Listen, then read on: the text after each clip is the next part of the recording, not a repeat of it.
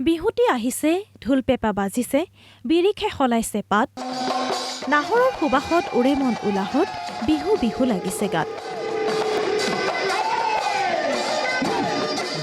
পদূলিত হেঁপাহৰ ৰঙালী বিহু।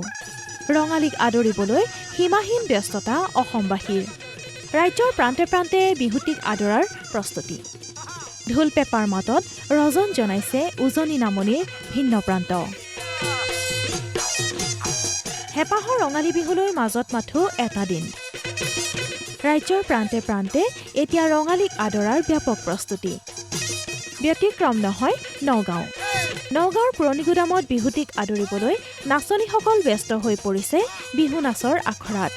পুৰণিগুদাম বাপুজী খেলপথাৰত শতাধিক যুৱতীয়ে নাট্যম গোষ্ঠীৰ ব্যৱস্থাপনাত অংশগ্ৰহণ কৰিছে বিহু নাচৰ আখৰাত।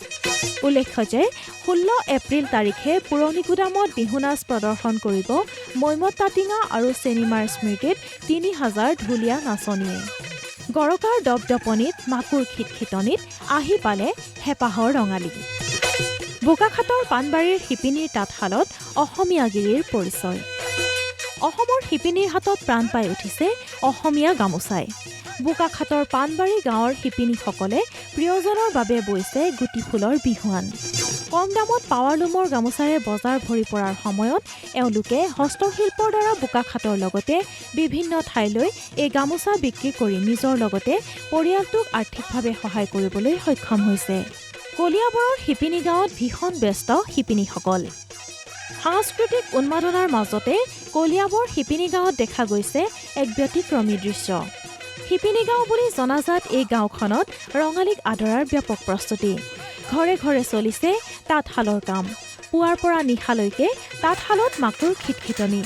গামোচা, চাদৰ মেখেলা আৰু আন আন হাতে বোৱা বস্ত্ৰ প্ৰস্তুত কৰি তেওঁলোকে উলিয়াই দিছে বজাৰলৈ। শিপিনীসকলৰ সমান্তৰালকৈ কলিয়াবৰৰ হাতীগাঁও নিবাসী নন্দলাল ৰবিদাসৰ হাতত প্ৰাণ পাই উঠিছে বিহু নাচত ব্যৱহৃত ক্ষুদ্ৰ ক্ষুদ্ৰ সামগ্ৰী। গগনা, সুতুলি, পেঁপাকে আৰম্ভ কৰি সৰু সৰু আপুৰুগীয়া সম্পদসমূহ নিখুঁতভাৱে নিজ হাতেৰে তৈয়াৰ কৰি কলিয়াবৰৰ হাতীগাঁও নিবাসী নন্দলাল ৰবিদাসে অসমীয়া সংস্কৃতিলৈ আগবঢ়াইছে অনবদ্য অৱদান। সমগ্ৰ ৰাজ্যৰ লগতে শিৱসাগৰতো আয়োজন কৰা হৈছে বিহু কৰ্মশালা। বৃহত্তৰ ৰুদ্ৰসাগৰ অঞ্চলত বিভিন্ন বয়সৰ প্ৰশিক্ষাৰ্থীৰ অংশগ্ৰহণেৰে বিহু কৰ্মশালাটি আয়োজন কৰা হৈছে। সদৌ অসম অনুসূচিত জাতি মহিলা ঐক্য মঞ্চৰ উদ্যোগত আয়োজন কৰা হৈছে এই 7দিনীয়া কৰ্মশালা।